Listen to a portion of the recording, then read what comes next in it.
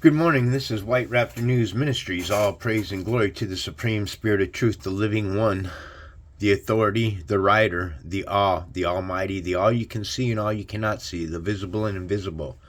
There is nothing like the truth. Walking in the truth, talking in the truth, being part of the truth. Folks, I've said it over and over 100 times. I don't know everything about this Bible. I'm reading a lot of it right along with you. I've read it before. I never understood it, none of it. Okay, it never made sense to me. And it was written in that way. Why was it written that way? Here, let me show you. I've showed you before. Proverbs chapter 1. The Proverbs of Solomon, son of David, king of Israel, for gaining wisdom and instruction, for understanding words of insight, for receiving instruction in a prudent behavior, doing what is right and just and fair, for giving prudence to those who are simple, knowledge and discretion to the young. Let the wise listen and add to their learning. Let the wise listen and add to their learning, and let the discerning get guidance, for understanding proverbs and parables and the sayings and riddles of the wise. So the Bible is a book of parables and sayings and riddles of the wise. The fear of the Lord, Yahweh in this case, or Jehovah, in the beginning is knowledge, but fools despise wisdom and instruction. So if I come in and I share something with you about the 666 system, and you despise that wisdom that I shared with you, then you're a fool. It's just that simple. We're going to jump right in. A real side note for my dad. Any of my listeners, I'd appreciate a prayer. My dad, he was in the hospital a week ago. He was in for 3 days. They sent him home. He was home for another 2.5 days, and I had to take him back to the emergency room yesterday. So he's been in again. That's why I've been kind of tied up and not doing anything, because I've had a lot on my mind. I'll be honest with you. I love my dad, but our relationship is a father-son relationship, and friends isn't really the top of the line relationship. I do what I do because I love him, because I'm a compassionate person, and I wouldn't want anybody, including myself, to die by themselves. And that's why I'm here with my dad. Believe me, there's been many times that I've thought about just packing my stuff up and leaving him, but I couldn't do that at this age of his life, because I'm pretty sure if I left my dad right now, he'd fall into a deep depression, and I was here to make the quality of his life just a little bit better, and I believe that I've done so. So anybody who's willing to throw down a prayer for my dad, his name is John Kelly. Okay, and we're all wishing the best for him. I wish the best for him. I love him, and it's probably for the first time in my life, that in a long time anyways, that he's not here. That television isn't blaring in the other room, so I can really feel the emptiness of the energy inside of this house now. And it's really weird, man, when you're inside of a home by yourself. You've been with your dad. I've been here helping him out now for 10 years. And it's getting to that time, man. He's weak.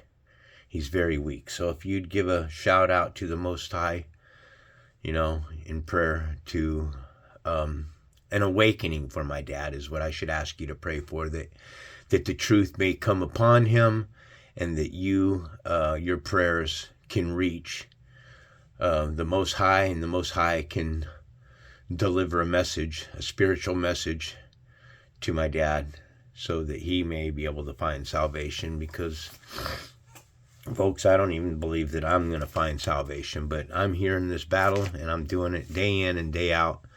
Of course, I haven't done it for the last 3 days, but we're going to try to make up for that.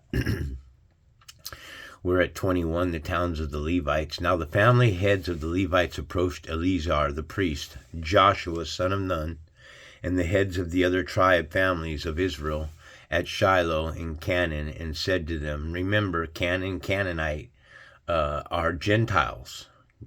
You got to understand that. two races of people, a Gentile race and a human race. Gentile and human have been crossbreeding with one another, and in that crossbreeding, what they've been breeding out are vampires. We've been breeding out demons, phantoms, call them whatever you want. I've showed you plenty of times exactly what it is.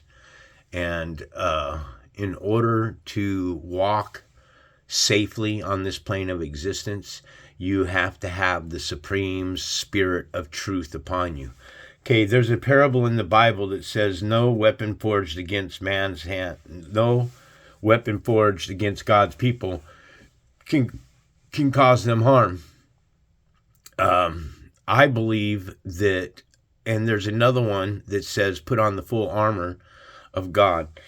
Now, since I've really been deep into this Bible, I've been reading about, the belly of the beast and the armor of God and all that. And anything that has to do with metal and armor is a meshing between machine and man. Metal is, it's forged, okay? And when you forge metal, I believe already that mankind, we're coming to a precipice, to a time in space where we're reaching the end of a reset. We've been talking about it now for about the last 2-3 years. And you can clearly see that things are degrading on this plane of existence. War is escalating over there in the province of Jerusalem. And I keep trying to warn people and bring it to their attention that not all the Jews that are over there in the province of Jerusalem are true Jews. They're imposters. That the children of the Most High are a nation of black people with their faces to the ground. And you need to understand that there's two different races. And the Gentile race that was originally created is all colors. Okay, they're Chinese, Japanese, North Koreans, Russians, Ukrainians, Americans, Canadians, Australians. Anyone who sits at the United Nations is a Gentile nation, man. That means all of those that sit will at the United Nations are enemies to God. Not all of them. Well, all the nations, not all the people of the nations are enemies to the God, but those that sit at the United Nations, those that are in power, those that have taken power, those that have placed themselves in positions over you and extracted tax dollars and placed you into a slave system are the evil of the world. They've been breeding with God's children. The second man that was created later and had the breath of life breathed in him, and that's the difference between the two races. One race was created souls with no spirit of life on them. The other race was created souls with the living spirit breathed into the nostrils. Those two races have been crossbreeding, and we've been breeding out vampires ever since. That's a real thing that I've just said to you, so you got to understand that. So at Shiloh and Canaan, and said to them, the Lord commanded through Moses that you give us towns to live in, with pasture lands for our livestock. So as the Lord had commanded, the Israelites gave the Levites the following towns and pasture lands out of their own inheritance. The first lot came out of the Kohathites, according to their clans. The Levites, who were descendants of Aaron, the priest, were allotted 13 towns from the tribes of Judah, Simeon, and Benjamin. The rest of the Kohath's descendants were allotted 10 towns from the clans of the tribes of Ephraim, Dan, and half of Manasseh. The descendants of Gershon were allotted 13 towns from the clans of the tribes of Asher, Naphtali, and the half-tribes of Manasseh in Bashan. The descendants of Merari, according to their clans, received 12 towns from the tribes of Reuben, Gad, and Zebulun. So the Israelites allotted the Levites their town and their pasture lands, as the Lord had commanded through Moses. From the tribes of Judah and Simeon, they allotted the following towns by name. These towns were assigned to the descendants of Aaron, who were from the Kohathites, clans of the Levites, because the first lot fell to them. They gave them Kiriath Abba, that is Hebron, with its surrounding pasture lands in the hill country of Judah. Arba was the forefather of Anak, but the fields and villages around the city they had given to Caleb, son of Jephunneh, as his possession. So to the descendants of Aaron the priest they gave Hebron, a city of refuge for one accused of murder, Libnah, Jeter, Eshtemoa, Holon, Debir, Ain, Juttah, and Beth Shemesh, together with their pasture lands, 9 towns from these 2 tribes. And from the tribe of Benjamin they gave them Gibeon, Geba, Anathoth, and Almon, Anathoth. And there's a god that is called Thoth, Anathoth, and Almon, together with their pasture lands, 4 towns. The total number of towns for the priests, the descendants of Aaron, came to 13, together with their pasture lands. The rest of the Kohathites, clans of Levites, were allotted towns from the tribe of Ephraim. In the hill country of Ephraim, they were given Shechem, a city of refuge for one accused of murder, and Gaza. Gibziam, the Beth Haran, together with their pasture lands, 4 towns. Also from the tribe of Dan they received Eltekeh, Gibbethon, Ajalon, and Gath Rimmon, together with the pasture lands, 4 towns. From half the tribes of Manasseh they received Tanakh and Gath Rimmon, together with their pasture lands, 2 towns. All these 10 towns and their pasture lands were given to the rest of the Kohathite clans. The Levite clans of the Gershonites were given from the half tribe of Manasseh, Golan and Bashan, a city of refuge for one accused of murder, and Be-Esterah, together with their pasture lands, 2 towns from the tribe of Issachar, Kishion, Debarath, Jarmuth, and En-Ganan, together with their pasture lands, 4 towns from the tribe of Asher, Mishal, Abdon, Helkath, and Rohab, together with their pasture lands, 4 towns from the tribe of Naphtali, Kadesh in Galilee, a city of refuge for the one accused of murder, Hamath, Dor, and Katan, together with their pasture lands, 3 towns. The total number of towns of Gershonite clans came to 13, together with their pasture lands. The Merarite clans, the rest of the Levites, were given from the tribe of Zebulun. Jokneam, Karta, Dimnah, and Nahalal, together with their pasture lands, 4 towns from the tribe of Reuben.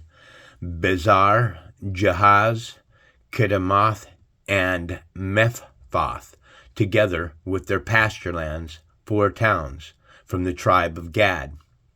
Ramoth is Gilead, a city of refuge for one accused of murder. Mohanaim, Heshbon, and Jezar, together with their pasture lands, 4 towns in all. The total number of towns allotted to Merarite clans, who were the rest of the Levites, came to 12. The towns of the Levites in the territory held by the Israelites were 48 in all, together with their pasture lands. Each of these towns had pasture lands surrounding it. This was true for all these towns. So the Lord gave Israel all the land he had sworn to give their ancestors, and they took up possession of it and settled there. The Lord gave them the rest on every side, just as he had sworn to their ancestors. Not one of their enemies withstood them.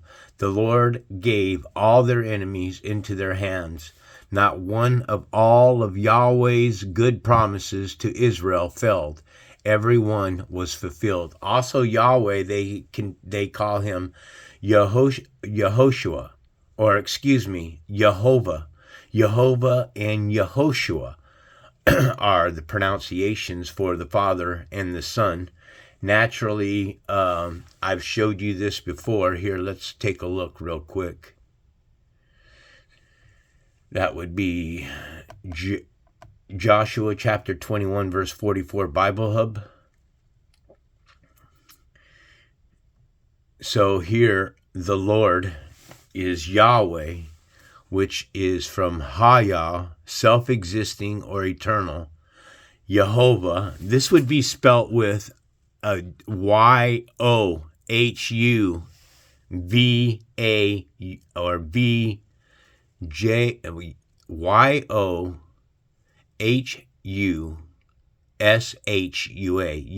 That's Yehoshua. And then Jehovah would be Y-O-H-O-V-A, Jehovah. J's didn't exist, folks, so Jehovah doesn't work. The translation would come from Yah. The J makes a Y sound. Keep that in mind. So not one of their enemies withstood them. The Lord gave all their enemies into their hands. Not one of all the Lord's good promises to Israel failed. Every one was fulfilled. So if everything was fulfilled, then what does that tell you? That these events have already taken place. I've been telling people for some time now that this plane of existence that we live in is some kind of computer simulation. And at the end of every computer game that you win, if you've played computer games, like I was a gamer for many, many years, 20 years of my life, I could damn near buy a $140,000 trailer with the money that I spent in 20 years playing games. I was a gamer, man, a serious gamer. So at the end of a game, when you've defeated the game itself, it resets and it starts back over. And that's this plane of existence here. If you look at the evidence since the induction of this plane of existence, there has been many flood stories, mud flood stories, all kinds of flood stories. So we live in a reset, and that's what we're getting ready to come to now. War is getting ready to break out in Israel, and these nations are going to all blow up each other. And it says right then and there that a third of the people are going to be rained down on with fiery something, and the fire is atomic weapons, folks. So the atomic weapons are going to be fiery and smoke. Okay, so the atomic weapons are what are going to be going off in the cities. All right, if you live in a city, you're toast. You're going to get fried. It's that simple. If you're not outside of a large city, if you're in Los Angeles and bombs start flying off, you're done. New York, you're done. San Diego, you're done. Portland, you're done. Any of these large cities are going to get wiped off the face of the earth when this nuclear war takes place. The Bible's telling us that the nuclear war is taking place. How do people continually prophesize about these things? Because history repeats itself, and our slave masters understand this, that we are in a computer simulation. I hope this helps. All praise and glory to the Supreme Spirit of Truth, the living one.